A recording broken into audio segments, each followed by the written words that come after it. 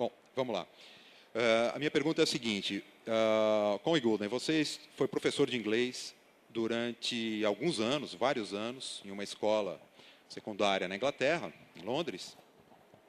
E eu queria saber se essa experiência como professor, um contato diário com adolescentes, com o público jovem, em que medida isso te ajudou para escrever para esse público, para esse mesmo público jovem que compõe aí a maior parte dos seus leitores. Se essa experiência como professor ajudou a encontrar o tom, ajudou a conhecer melhor esse público, o que esse público gosta e como se dirigir a ele, a maneira mais eficaz e mais adequada de se dirigir a esse público jovem.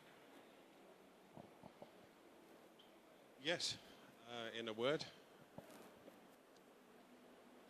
I think every writer needs to have some sort of experience to train in what works with their audience.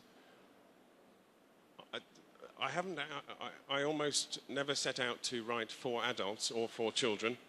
Sorry, I never set out to write for children, really. I wrote for adults first, but it turned out... More What? Too yeah, closer. like Closer. Okay. Right. I can take... Okay, this is... Thank you. Hello. Yes, it was very useful being a teacher. I was an English teacher for 7 years. It does help to speak and deal with children every day. You learn what works, what doesn't work. And if I hadn't been a teacher, I would not have found the story of Julius Caesar, because I was in a classroom covering for another teacher when I had nothing to do for an hour, and I opened a book on the Romans, and I found a story of Augustus Caesar throwing the heads of Julius Caesar's assassins at the foot of his statue in Rome. And I was thinking, sitting there, that heads are very heavy, and I was wondering how many you could carry per hand. I mean, honestly, 3 or 4 heads, would be quite a lot to walk any sort of distance. And there were at least 20 assassins. So I was wondering, did he do it in relays, one after the other? Or just... I started to get interested in the details. So if I hadn't been a teacher, teaching in a way was the beginning of everything for me. My mother was a history teacher, and she taught me history as stories.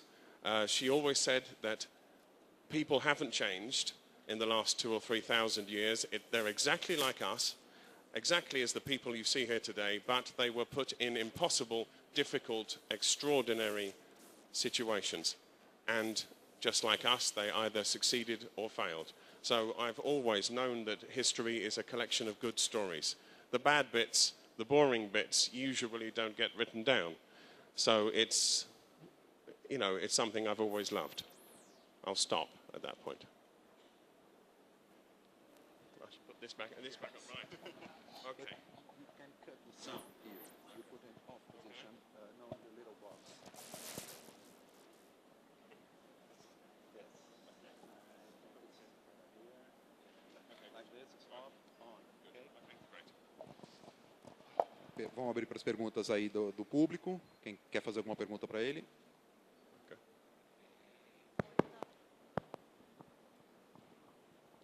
Hello. Hi, Conn. Actually, you don't need to use the headphones. Faz em português, por favor. Porque aí, claro, todo mundo ouve, né? Okay, he asked me to ask you in Portuguese, so you will have to use the headphone again. I'm sorry. É para facilitar.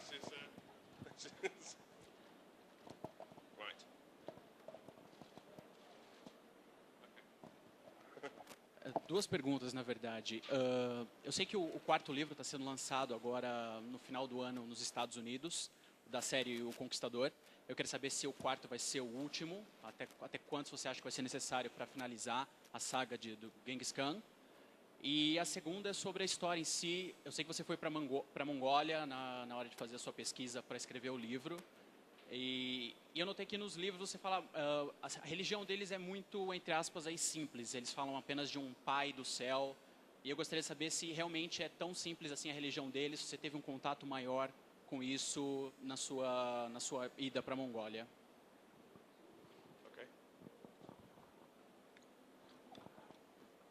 First of all, the fourth book is on Genghis Khan's sons and how they came to power. I intend to do 2 more after that. I always planned from the beginning, because Genghis Khan was abandoned and left to die at the age of about 13, and he was abandoned with his mother and 6 other children down to a baby in some of the most hostile territory on earth.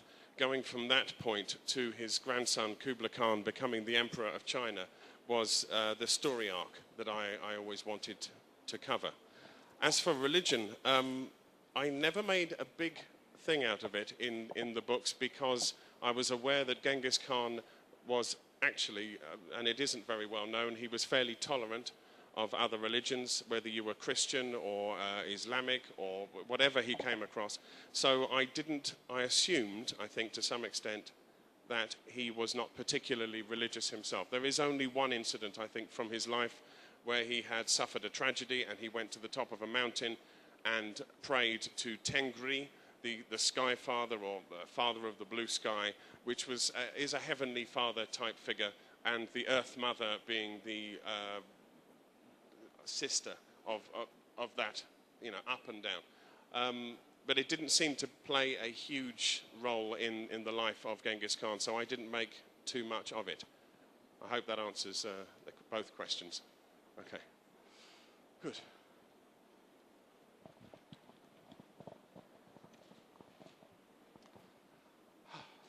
Oi, eu tenho 2 perguntas também. A primeira, eu queria saber qual foi a sua principal fonte de inspiração para escrever os livros. E a segunda, eu queria saber se você tem alguma mensagem para jovens escritores que também querem publicar seus livros. I'll deal with the young writers bit first, because it is a subject very close to my heart, and I will probably forget the first part of the question, so be prepared to ask that again at the end. I wrote a book a year from the age of 13 to about 30, and saw them rejected over and over and over again. I am aware of the fact that unless you are very lucky, it can be a long and slow and tedious and heartbreaking process. And this is simply part of it. My mother, when I was very young, she said, you need to live a bit before you can write about people. And I said, rubbish, I'll write about dragons. But in fact, she was right.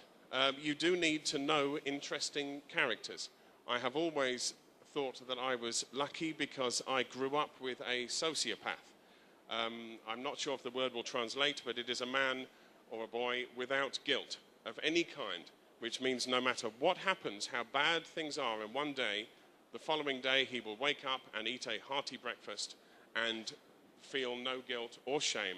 And that is very, very rare. And I was able to, through knowing him, I was able to write Marcus Brutus as a more interesting character, because I had actually known someone who suffered no guilt, no shame, and I know what that extraordinary freedom is. So it does sometimes take time. I spent those years, I tried false names. I sent publishers manuscripts under the name of Oliver Bryan Kenobi, O.B. Kenobi. It was a silly idea at the time. I took hairs from my head and put them between the pages of the manuscript so I could see if it was being read. And very often I would get it back and the hair would be in exactly the same place. And years later, I met a publisher and I told him about this, and he said, yes, lots of people do this with the hair, and we always make sure it goes back exactly as we found it. It can be a tiresome process because you spend a year writing something and then you send it away and it comes back in your own handwriting, your self-addressed envelope. And you might do that 20 or 30 times. And for me, I was always blunt. If it was rejected 20 or 30 times, I would stop, wrap it up, put it in the attic, and move on. Occasionally, things were different. I started writing beginnings because beginnings were fast. I could do a lot of beginnings. And then one day, a publisher wrote back to say, we liked the beginning, could we see the rest? And I wasn't even sure which beginning they were talking about at that point. So I found it, and I wrote the book very, very quickly, and I sent it in, and then they rejected it. And that happened twice. Now, that was a difficult time. And when I finished, it's a little bit like a fairy tale, I suppose, because it's perfect in its way. I came across the story of Julius Caesar, and I stopped writing beginnings. I enjoyed it so much, I spent 2 years writing it. And when I had finished, I was running out of money, so I didn't send it to 20 or 30 because the photocopying costs are crippling. I sent it to 1. And I said to my wife, if this doesn't go, if this isn't published, then I am finished. I'm done. This is the best I can do. I can't do better than this. I'm finished. So she said since she didn't believe me, that she didn't think I could stop. I'm not sure I can. My biggest problem since being published was that I have no hobby. Because writing was what I did in my spare time. Now I write full time, so I need something else always to fill my spare time. But to cut a long story short, I sent it to an agent. I'm not cutting it short. It's still a long story, I realize. I sent it to an agent. She sent it to 5 publishers, which was something I couldn't do. And they bid against each other for the rights to publish the book. So to my amazement, the amount of money began to get to the point where I could take a year off teaching. That was always the plan, to take a year off and write the second one. And that was 10 years ago. And to some extent, I'm still taking a year off each year, always aware that I could go back to teaching at some point. And I hope I don't have to, because I am enjoying writing the stories so very much. There was a first part to your question, and I have no idea what it was. What was the first part to your question?